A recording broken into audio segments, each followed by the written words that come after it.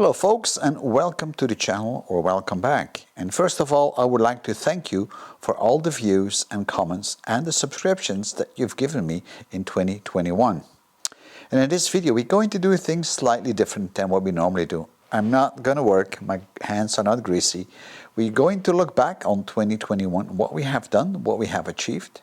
I will also answer some of your questions that I couldn't answer in previous videos, like what kind of tools do I use, how long does it take me to edit a video, and so on. But we're also going to look at what 2022 is going to bring. In 2021, we created about 75 videos on 5 different cars. And there were also a lot of questions that are not directly related to cars, but was more about the post-processing. How do I capture my videos? What do I use for the sound? What camera do I use? What lights do I use? The 1976 TVR 3000M was the first car that we tackled in 2021, and it took us about 4 months. The TVR was a lot of work. In fact, the engine was in a very poor condition, and you've seen on how we fixed all these issues throughout those different videos that we made. But at the end, the engine turned out quite nice.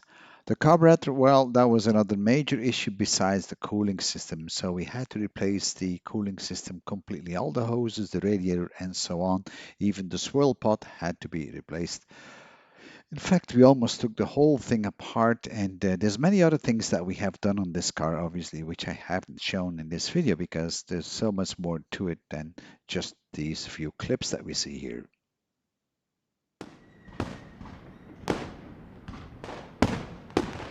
Towards the end of 2021, we acquired an MGB GT, which is prepared for track purpose only. The MGB GT is having a pretty good track record, and I was able to find all the records and the races it participated in. We haven't really worked on it, but we did an overall inspection on this car just to see how good or how bad it is, what are the weak spots, what do we need to fix. Now, the engine itself is about 150 horsepower, and at a first glance it didn't look too bad, but it can certainly use some tuning.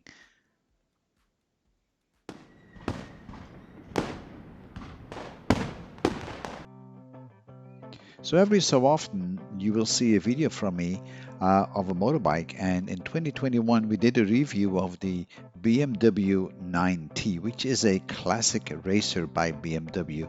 Of course built with brand new material, but this bike was quite superb. We didn't have to fix anything. This was not a video about repairing things or maintaining things. This was just an assessment on this bike. As a young kid, I used to race bikes, and I had some serious accidents, and if you look closely at my face, you can actually see that my face was badly damaged in the past. And my favorite Lotus Elise from 2003 got finally its front clamshell installed. The Elise is probably my favorite car, and you might remember that we picked this up as a total loss. We did a lot of work on this one, and this summer we kind of finished the front clamshell. We reinstalled it after we had it repainted and glued and back together. There was a lot of repair work to be done on that clamshell, and then finally it all came back together. There's still a couple of small things to do, like a lens on one of the sides on the left-hand side. I don't have the lens yet. This will come in probably this summer or as soon as I can get one. So the Elise, well, soon you'll see it on the road. And I'd like to thank some of my cyber friends for providing me free parts for the Lotus Elise. I have always tried to answer all your comments and your questions in the comments. Unfortunately, I might have missed some, but if I do, please send me a mail and then I will certainly reply to you, because with all these comments, it's sometimes easy to overlook one.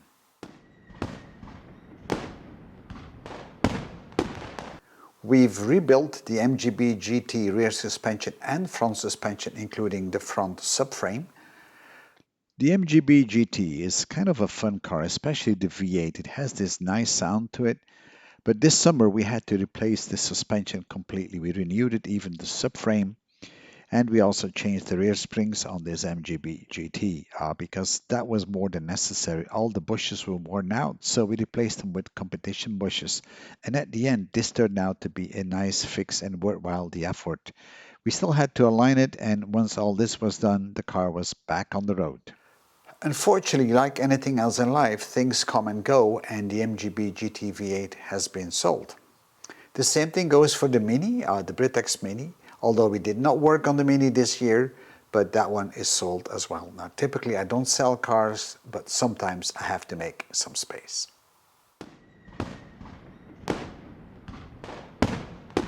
So for those of you that recognize the frame in the back, that's a part of Old Rusty.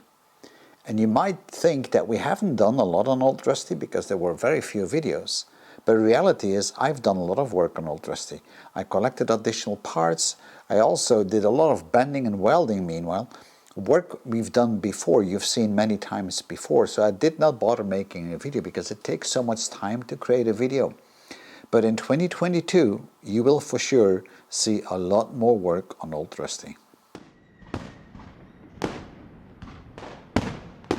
In 2021, we didn't do a lot of renovation work in the old house and the tower room just because I was so busy doing all kind of other things. I was very busy at work, and then we had the cars to deal with. So that's going to change as of 2022.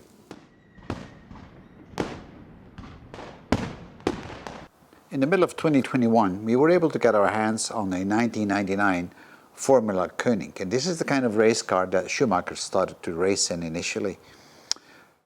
During midsummer, I had a phone call from a friend of mine that had a formal Koenig race car, which is a monocoque racer where Schumacher used to run with in his early days. Not this specific one, but a very similar one.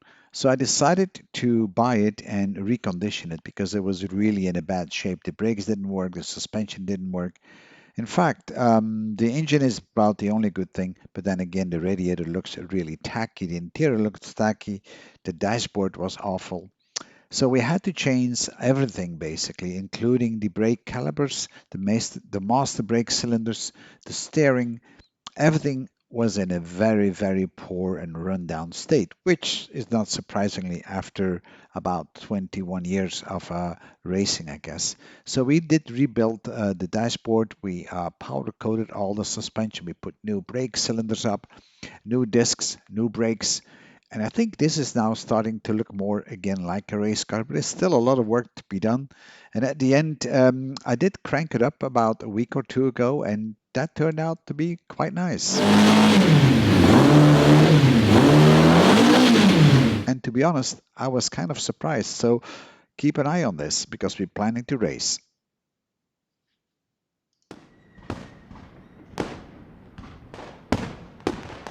And then I got my hands on a Stadtman TS-100. Looks very similar to a Jaguar SS-100, but was actually built in 1984 by the Stadtman company. It's all aluminum.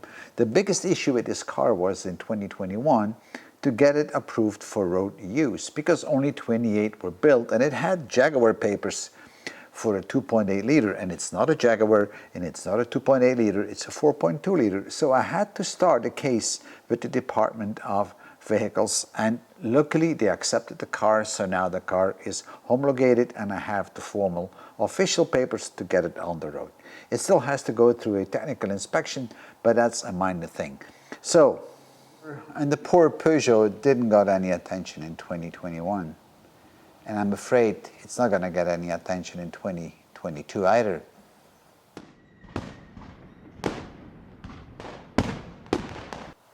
And we also took care of a BMW Z3 coupe from 1999, which had a bad differential and problems with the rear suspension. The Z3 is probably one of those cars that most people don't like, especially the coupe. People call it the shoe. Now, this car is in a very good condition. However, it had a clunking sound in the back, and it's hard to diagnose. So I have a whole set of videos where we're looking and diagnosing where the sound could come from. At the end, we decided to change the differential and replace it with a limited slip differential of about 25%. Equally, we changed all the bushes on the rear axle as they were worn, and that's quite common with this kind of cars. And then finally, after everything was cleaned up, everything was de-rusted, we put it all back together and did a test ride with it. And my God, this makes day and night difference with the new bushes. We also installed brand new drive shafts So all by all, this turned out to be a great car, and I'm still driving it daily.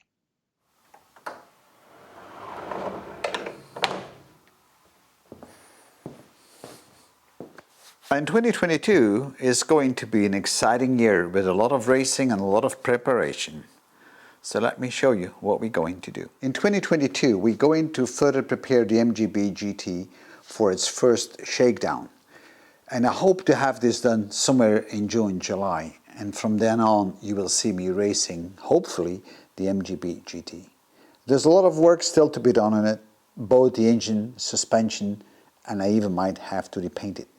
But I'm not sure about that. So keep an eye on this if you're interested in racing with an MG. In 2022, we're going to do an extra effort to get the house finished. Now, this is not the house I'm living in. This is the second house attached to the farmhouse. We almost finished the tower room, but we still have a little bit of work to be done there. So the plinths, for instance, the heating system, the radiators, the electricity, all that stuff still has to go in. But we'll also have to finish up all the other rooms. And I'm having right here a lot of materials awaiting to be installed. So all this is coming in 2022. And we're going to have ample of challenges like rebuilding this old staircase. I guess I probably shouldn't be sleeping anymore and get all this done. So in 2022, we're going to finish up the rear part. We're going to take out the engine. We're going to inspect it and kind of rebuild it if necessary. We're also going to sort out the radiator. Then we're going to put it all back together. And then finally, we do the rear suspension and the rear drive shaft because that's a little bent. And then I hope to get it for a shakedown on one of the tracks. So in 2022, we're going to install a brand new exhaust on this Stadtman because currently it has a flex and I don't like flex pipes. So we're going to install a brand new exhaust. We'll have to build it ourselves, so you'll see on how we do that. We'll also tune the engine and clean up the engine. And besides that, there is not a lot of work to be done on this car. And I guess hopefully we can enjoy a couple of rides with it this summer. And I don't think we'll have time in 2022 to finish up or even start working on the Peugeot. 2022 will be the year of Ultrusty, and we're going to continue to clean up the chassis, basically take off the frame of the suspension and the rear axle, blast it, and then paint it all in shiny black. Will be a little bit of work, but by that time we can then start to reassemble parts, put the engine back into it, and maybe do a first trial run. Without the cabin, of course, without the doors, just the chassis, an engine and a gearbox, and that should get us going. So this is what you can expect, friends, for Old Rusty.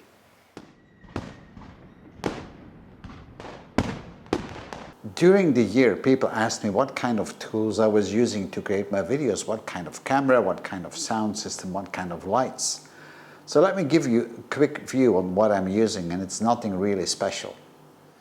So for my video editing, I'm using Final Cut Pro. This is what I'm used to, this is what I like. But there's other good products on the market, but this really works fine for me. If I'm doing a job which normally takes an hour to complete on a car, then if I'm taping it, it takes me about 3 hours, so 3 times as long. And then I still have to work on all the editing afterwards in the office here, and that also takes me about 2 hours, and then I need to upload it. So by the time you guys see a 20-minute video, I must have spent like 6-7 hours on that. So that's a lot of time. But, you know, I enjoy it. I'm using different kind of lenses to shoot my videos. Often I use a prime lens, which is a very fast lens, 1.4. This is a 50mm, but I also use cinematic lenses because then it's easy to pull the focus. Again, it all depends on what I'm doing, and I'm using some Carl Zeiss lenses as well, besides some Nikon lenses. And every so often I use my drone to shoot some aerial pictures. If I'm going to shoot some action shots, then I use my GoPro, or in very confined spaces, the GoPro is sometimes handy. I used it before inside an engine, and that really works well. And the camera that I'm using is a Nikon Z3. Nothing really special, but it's a great camera to shoot video, and I typically shoot at 1080 50 frames per second. This is what I'm used to, that's what I do. And the lights that I'm using are called Nanlite, and they come with a softbox, and they're really good and not expensive at all. They don't come with a lot of options, but you can set up certain effects if you want to. But of course, for me, that is not important because I'm always shooting with normal light because that's the kind of technical work I do. And you can actually dim the lights. They have about 5,300 degrees Kelvin temperature of the light, which is almost the same as daylight. And they do have a diffuser in the front. It's a little bit hard light, but that's okay. The small NAND light comes with a DC power supply, but the bigger versions, they actually allow you to put a battery up. After all, this is a very cheap LED light, and I have to say, I've been using it over and over. It has fallen down many times. It's been in the humidity, it's been in the rain, it's been in heat, it's been all over the place, and it keeps working. So I'm really, really pleased with it. For the sound, I'm using a Rode remote microphone, which I can clip actually with the clip in the back onto my jacket or onto my shirt or into my coveralls. I always mount the camera on a tripod, and that way I can move it up and down easily and position it where I need to have it. So folks, we've come to the end of this video, and I hope you enjoyed it as much as I did. And by this, there's only one last thing for me to say to you. I wish you a very, very happy new year and a lot of good health in 2022. And please take care of yourself. And hopefully we see each other next year in 2022.